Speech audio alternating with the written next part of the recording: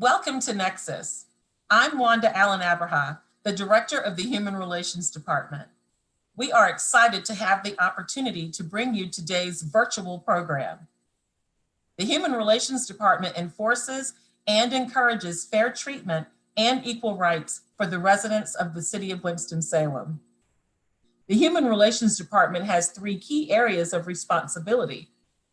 They are investigating housing discrimination based on race, color, national origin, religion, disability, family status, and gender, mediating landlord-tenant complaints, and conducting cultural diversity education and inclusion training and outreach. This television program is a part of our education and outreach efforts. All Nexus television programs feature community partners. During this episode, we will focus on our Dr. Martin Luther King Jr. Young Dreamers Awards. Today, we will be speaking with Cornelius Graves, Director of External Affairs at Winston-Salem State University, and with Human Relations Commissioner Ruth Sarton, who chairs the Human Relations Commission's Community Relations Committee. Now let's join Adolfo Briceño of our staff, who will interview today's guests. Well, thank you again for being with us in this in another edition of Nexus TV. In this first segment of Nexus TV, I have a very special guest. This is Mr. Cornelius Graves. He is Director of External Relations at Winston-Salem State University. Thank you for joining us in this edition of Nexus TV, Mr. Graves. Thank you for having me. It's a pleasure, Adolfo. Mr. Graves, we are going to try to explain to the public today a very interesting concept, which is the Community of Practice Grant. But before we get to that, let's introduce you. Tell us what it is that you do at Winston-Salem State University, Mr. Graves. Well, I am Director of External Relations at Winston-Salem State. I've been at the university for almost 10 years, and in this role, I handle the university's community relations and government relations. So I'm the university's liaison to our community partners, nonprofits, our local elected officials, our state elected officials, as well as our representatives in DC. I also serve as the Assistant Secretary to the Board of Trustees and the liaison to the UNC Board of Governors for Winston-Salem State. Wow, look at that. I had no idea such a position existed, but I can understand the importance of keeping all these partnerships, taken care of, so to speak. Well, it's an exciting role, and I enjoy the opportunity to partner with folks like yourself and the Human Relations Committee. That's awesome. That's awesome. Okay, so let's dive right into the subject. What is this National League of Cities Community of Practice Grant, and what is the goal of this grant, Mr. Graves? If you would explain this to the public. Sure, I'd be happy to. It's a really interesting opportunity that the City of Winston-Salem and Winston-Salem State University have the opportunity to partner on, and I'll explain both of them together. The goal of the grant is to help mayors and other local elected leaders develop policies, practices, and programs in partnership with post-secondary institutions, which happens in this case to be Winston-Salem State, business leaders, and community organizations to remove barriers to basic needs that prevent college students from successfully completing their degrees. I see. So what it is, can you explain us what would be these barriers? Give us an example of those barriers. Sure. For Winston-Salem and Winston-Salem State, we decided to focus on two barriers, one being food insecurity and the other being housing insecurity. We found that many students face an issue in terms of having access to not only quality food, but being able to afford food in order to sustain them throughout the school year. We have also found that some students also face housing insecurity in terms of finding proper housing to live in during the time that they're at our institution, and as well as some of the other institutions in the city of Winston-Salem. Now, in general, Mr. Graves, how is Winston-Salem State University partnering with the Human Relations Department for these National Leagues of Cities of Practice of Community, National League of Cities Community of Practice grant? Well, first, we've had several conversations with our liaison to the city, which is Ms. Wanda Allen Abraha, who's the director of the Human Relations Department there at the city. And what we've decided to do since those initial conversations with Wanda is to develop groups on both our institutions. She's put together 2 committees there, one to address the focus of housing insecurity and the other to focus on the food insecurity, and I've done the same at the university. We've had several conversations and will continue to do that throughout the duration of the grant. I see. Okay, now what are the main areas of focus of this partnership, Mr. Graves? Well, the main areas, as I mentioned earlier, are the food insecurity and housing insecurity. So what we've done is Wanda, on her end, she's brought together partners like yourself who investigate some of the housing issues that occur across the city. And I've done the same on my end in terms of involving partners in our residence life division at the university campus. And we've done the same in terms of food insecurity. We're still continuing to work to broaden those groups so that we can have a little bit wider discussion as we create solutions for the issue. So many of these things are still in development. I see. Now, a question, Mr. Graves. Only Winston-Salem State University students are going to be covered by this grant, or we're talking about other institutions also that could potentially benefit from this grant? Well, our initial focus is Winston-Salem State University students. However, we believe that our findings and the policies and programs that are eventually developed will benefit all of the college students in the city of Winston-Salem. The great thing about the Human Relations Department at the city is a group called CAB, which is the College Advisory Board. And that College Advisory Board consists of students from all of our higher education institutions in the city of Winston-Salem. So we're able to get some great input in terms of how we should address these issues from a student perspective that also includes students from other institutions. I see. That's awesome. Now, when is this grant going to end? What is the expiration date of the grant, Mr. Graves? Well, it's a 2-year grant, so it should end at the end of 2022. Okay. And then the city will be expected, along with Winston-Salem State, to move forward without the assistance of the National League of Cities. That is awesome. Is there something, Mr. Grant, that we didn't cover that you would like to add? No, I think we've covered everything. I just look forward to continuing our partnership with the city of Winston-Salem and with you, Adolfo. That's awesome. That's awesome. And it is extremely important. We sometimes, I believe, in general, right, when we talk about students, we think about debt, but we really don't, the general public, I don't think it focuses on housing insecurity or food insecurity for these students.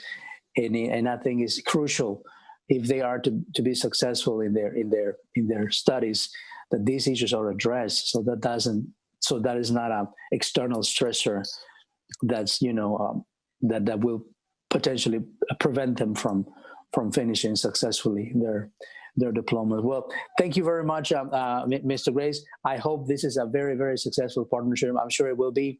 And thank you again for your time. And thank you all of you for tuning in this segment of Nexus TV.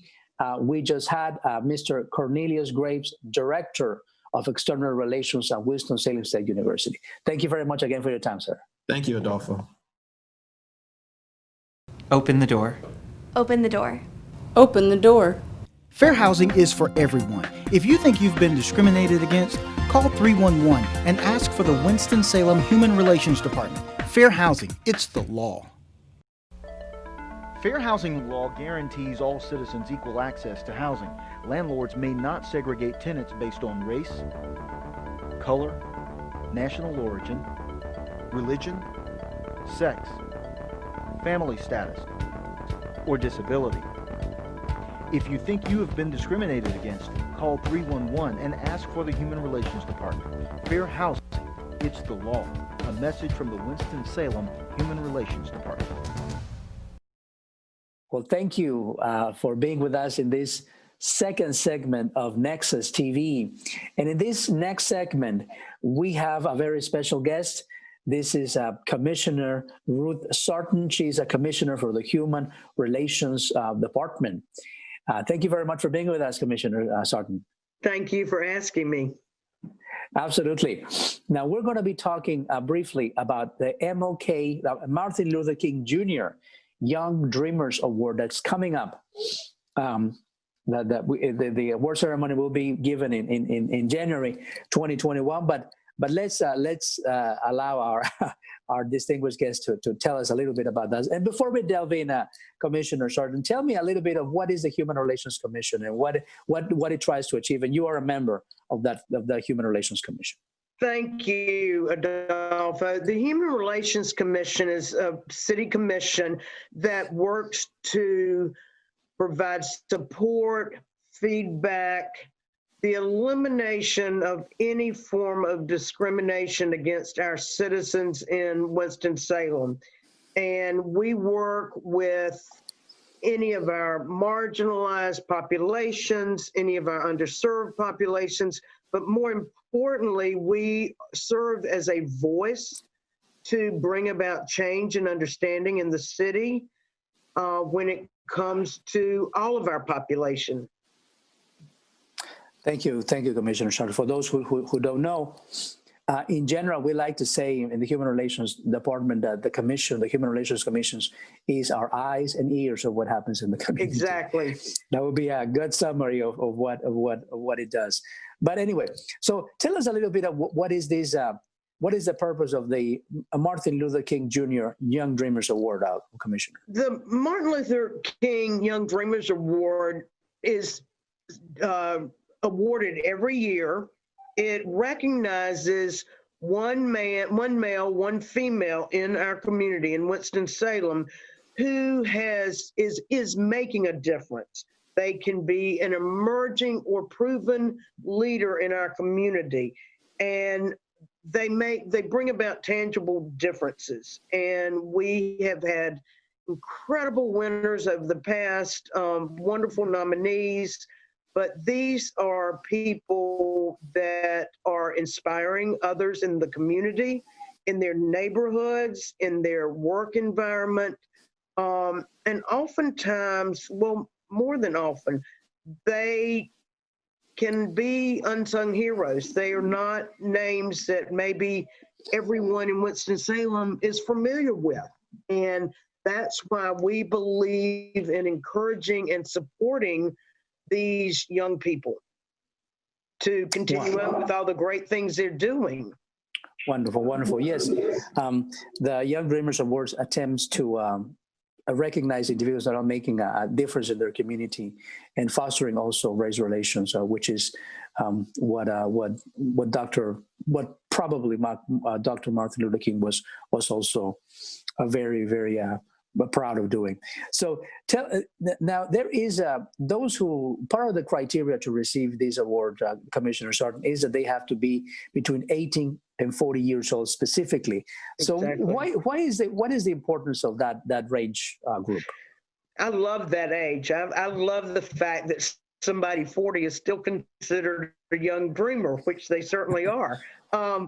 This is, again, we are looking at men and women that are emerging. They're still very much in our community, our population in terms of working and volunteerism. Not that older people aren't, but this was also particularly an age group that Dr. King was working hard to inspire, which he certainly did. So I see. that is one of our reasons. I see. Well, now, Commissioner, in general, what do you think? What are the benefits, the potential benefits that this award will have in the community? One of the benefits, and there are many, but I think one is, as I said a minute ago, recognizing people who are working hard at making our city a better place. And you mentioned race relations, but I also want to make sure it's human relations, that just like Dr. King, it was about people. And so these are men and women who are working in volunteer agencies, in their neighborhoods, churches. And the hope is by recognizing these individuals, it will inspire others around them to continue the work. I see. Certainly, that is the hope and desire that these recognitions will foster even better. Exactly. And fostering, exactly. That they multiply. Exactly. Right, the good deeds in the community. How are the awardees honored? They are honored at our Human Relations meeting in January with a plaque and, again, of course, recognition. It's one of our favorite ways to meet these people and honor them. So we're looking forward to that this January. Yes, thank you. For those who have not witnessed this ceremony, please, and I recommend you do it. Is in the city council meeting when they have their meeting in January, and they are part of the agenda, and they will receive an award, a tangible thing to keep, and will be honored also and recognized by the city council as a whole. Commissioner Sutton, was there something that we didn't touch on and that you would like to add? Well, I do. Going back, I just thought about this. Having reviewed these applications, nominations in the past, I want to really emphasize the fact that these people that are to be nominated, they are our, as we say, emerging or proven leaders. They are not the CEOs of companies. They are not the CEOs of foundations. These are men and women who are a part of these groups. Now, they can be founders, and part of, creating programs in our communities, but these are not the men and women that maybe you see their names on the news or in the newspaper all the time. So I want to make sure we encourage people to nominate men and women that maybe they are sitting beside at work. Well, I guess you're not sitting beside anybody right now, but that you are, maybe there's men and women in your church, in your neighborhood organization. These are the people that we want to recognize. Yes, there are many, how could we say them, private heroes or unsung. Unsung, yeah, in our communities that really don't get the recognition because they're not seeking for any recognition. They're just doing what they believe is right, and probably this should be a good way to recognize them and encourage them to keep on doing the wonderful things that they're doing, and that many of us are even aware that they're happening, right? Because they happen right under our eyes, and they are exactly, hidden into the normalcy of life. And exactly. Well, thank you again, Commissioner Ruth Sutton, for your time. And thank you all for being with us in Nexus TV. And now we'll come back with the next segment is Jamie and the Nexus Challenge. Thanks, Adolfo. I'm Jamie Waldeck, and this is the Nexus Challenge, where we test your knowledge about fair housing laws. Here's our first question. In an advertisement for a small 2-bedroom house in a neighborhood where many families live, which of the following language is clearly improper under the Fair Housing Act? A, small, cozy home in quiet neighborhood. B, 2-bedroom home near playground and senior center. C, family friendly. D, no children. The answer is D, no children. This would violate the Fair Housing Act as discrimination against families. It is best to always describe the property and nearby amenities and not the potential buyer when advertising. Here's our next question. If a rental home is broken into, who is responsible for investigating the matter? A, the landlord. B, the police department. C, the tenant. The answer is B. Tenants should contact the police if their home has been broken into. And here's our last question. Your community allows residents to reserve the common room for parties and other social activities. If residents are allowed to reserve the room for Christmas and Hanukkah celebrations, then you should allow a resident to reserve the room to host a pagan celebration to mark the winter solstice. Is this A, true, or B, false? The answer is A, true. Fair housing law bars communities from treating people differently based on their religious beliefs or practices. The law clearly protects members of established religions, but fair housing experts believe it's broad enough to cover a wide variety of religious or spiritual beliefs. And that's this month's Nexus Challenge. I'm Jamie Waldeck. Now let's go back to Wanda. Thank you, Jamie. Before we go, here's a look at some upcoming events.